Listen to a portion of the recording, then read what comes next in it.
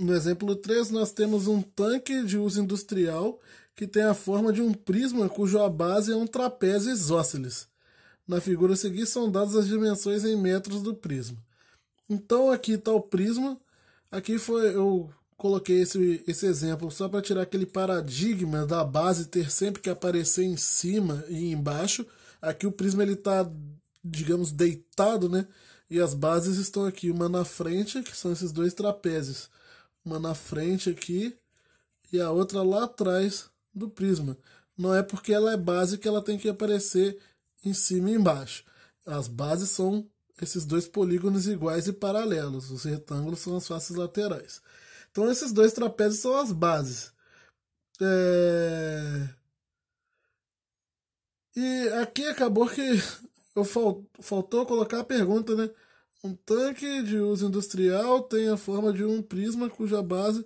Faltou a pergunta, ele quer o volume aqui. Calcular o volume dessa figura. Para calcular o volume dessa figura, completem aí para mim o exercício, calcule o volume. Deixa eu colocar aqui.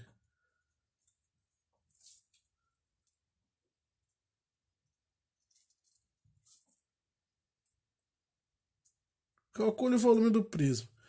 Eu preciso saber qual é a área desse trapézio aqui, né? Porque para calcular o volume eu preciso da base vezes a área da base vezes a altura do prisma. Então eu preciso descobrir qual é a área desse trapézio. Só que esse trapézio, ele tem as seguintes características. Eu redesenhei o trapézio aqui. Só que na posição natural que nós estamos acostumados a ver o trapézio com a base menor e a base maior deles. A base menor em cima e a maior embaixo.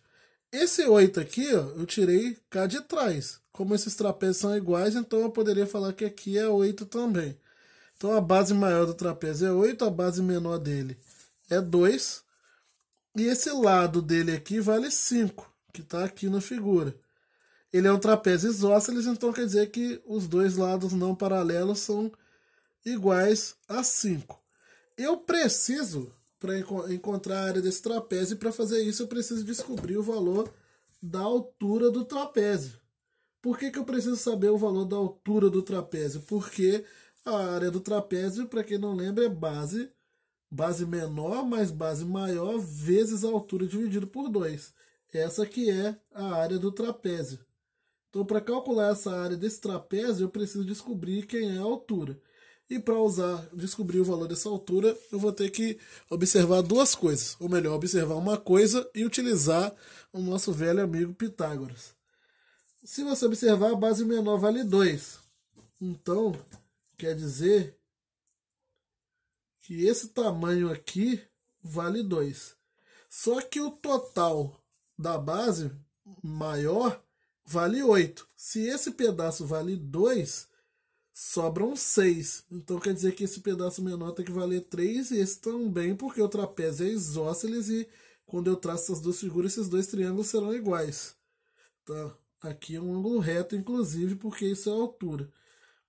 Então, se aqui esse lado vale 3, esse pedaço vale 3, esse pedaço vale 5, se eu aplicar Pitágoras nesse triângulo aqui, nesse triângulo retângulo aqui, em qualquer um dos dois lados, eu vou encontrar que esse tamanho aqui equivale a 4. E esse tamanho é a altura do triângulo.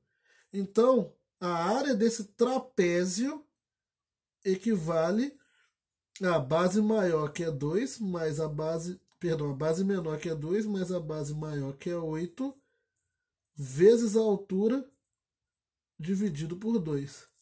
A área do trapézio, então, é 10 vezes 4, 40, sobre 2, que é 20. 20 metros quadrados.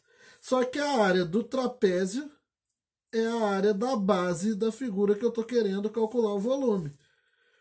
Então, o volume dessa figura aqui, desse prisma trapezoidal, digamos assim, o volume desse prisma é a área da base, que é 20, vezes a altura. Ou seja, a área da base 20, a altura está aqui, 10. Só que ela está deitada aqui, né? Logo, o volume é 200 metros cúbicos. Volume é medida em cúbica, medida cúbica. Cuidado com isso.